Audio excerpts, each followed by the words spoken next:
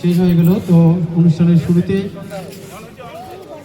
পবিত্র গীতাপাঠ নিয়ে আসছে এবং পবিত্র গীতাপাঠ যে আমার বাবার কিছু শিষ্য বাড়ি এই আপনার মোহনবাগান এবং এই শ্যামপাড়া এগুলো বিভিন্ন অঞ্চলে ছিল।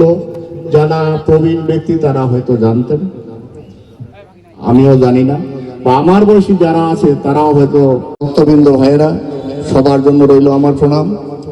যাই হোক, আমার বলার বিশেষ কিছু নেই। আমরা এসেছিলাম ইতিপূর্বে, চেয়েছিলাম ভোট, করেছিলাম আপনাদের অনুরোধ। হিন্দু সম্প্রদায়কে এই আশাবাদ রাখছি এবং আপনাদের সবার সুস্বাস্থ্য এবং মঙ্গল কামনা করছি। সেই সাথে শুধু একটি কথা বলবো, একটা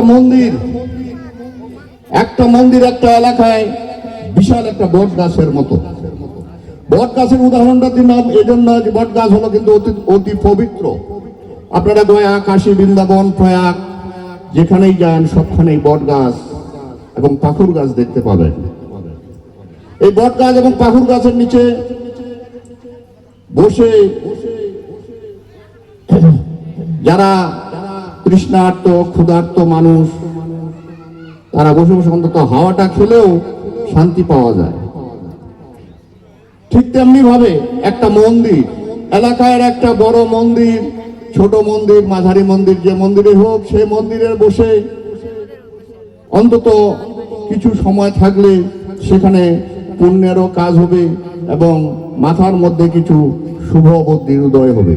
কাজেই আপনাদের এই এলাকাবাসীকে আমি অনুরোধ করব, আপনাদের মন্দিরটির প্রতি আপনারা লক্ষ্য রাখবেন এবং সে মন্দিরের উন্নয়ন কিভাবে হয় আপনারা সম্পূর্ণরূপে ওটার চেষ্টা করবেন, এটাই আপনাদের কাছে অনুরোধ। এখানে দু একজন ব্যক্তি এসেছেন, জনার্দন মহারাজ ওই ঝুঁকিকাটা মির্জাপুর মন্দির থেকে। সে মন্দিরে আমি ব্যক্তিগতভাবে জানি, ওনার পূর্বের নাম ছিল লবানুচন্দ্র পাল।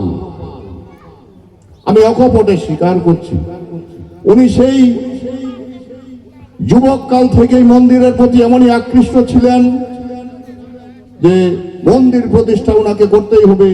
লোকজন ওনাকে সহযোগিতা করেনি, সরকারি কোনো সহযোগিতা উনি পায়নি, নিজের উদ্যোগেই উনি সেই প্রতিষ্ঠানটি গড়ে তুলেছিলেন।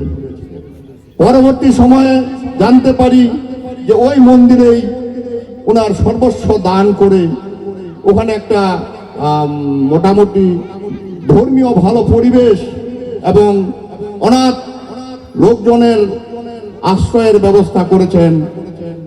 তাহলে ওই অঞ্চলে ওটি একটি অবশ্যই বট গাছের মতোই এখনো দাঁড় হয়ে আছে এবং আশা করছি সামনে আরো ওটার উন্নয়ন ঘটবে। আপনাদের নৃসিংহ মন্দিরে যে প্রভুগণ আছেন, যে মহারাজগণ আছেন, তাদের প্রতি শ্রদ্ধা জানাই।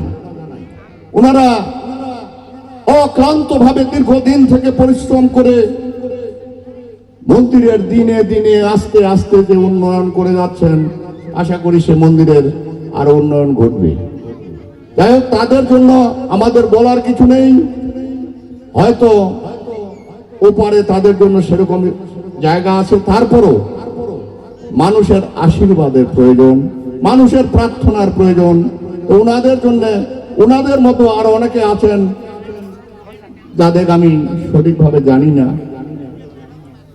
তাদের সবার উদ্দেশ্যেই আমার প্রণাম থাকলো এবং আমি অত্র অঞ্চলের যে সকল ভক্তবৃন্দ এখানে উপস্থিত হয়েছেন আপনাদের সবাইকে বলবো যে আপনারা বাইরে দেখতে না পেলেও আপনাদের এলাকায়, আপনাদের বাড়িতে 62 বৎসরের যে মন্দিরটি আছে সে মন্দিরে রেগুলার আসবেন, রীতিমতো আসবেন, পূজা অর্চনা করবেন এবং আপনারা ভালো থাকবেন।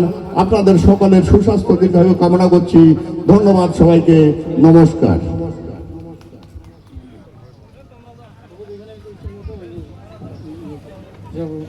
হরে কৃষ্ণ। ধন্যবাদ প্রভুকে তেনার কৃষ্ণ কথা বলার জন্য। তো এই পর্যায়ে আসলে আমাদের মাঝে যদিও আলোচক রয়েছে, কিছু বলার ব্যক্তি রয়েছে, তো আমরা সময়ের স্বল্পতার কারণে সময় দিতে আসলে দুঃখিত। তো এই পর্যায়ে কৃষ্ণ কথা নিয়ে আসছে পত্র বানিয়াপাড়া নৃসিংহ মন্দির হতে আগত আমার শ্রদ্ধেয় শিক্ষাগুরু শ্রীপাদ বৈষ্ণব দাসাধিকারী প্রভুমহোদয়। হরে কৃষ্ণ। জয় জনিতে গৌর নবনন্দে হরি হরি বল। করে যদি ওই স্কুলে এক রাত কাল যাপন করা যায় হরি সংকীর্তনের মাধ্যমে, ভূত বোঝার জীবনে আজ আসবে না, থাকবে না। বলে একাদশী কাকে বলে? একাদশী তো আমরা জানি না। বলে একাদশী মানে নির্জলা, আর খেতে পারেন, কলা খেতে পারবেন, দুধ খেতে পারবেন, অনুকল্প করতে পারবেন।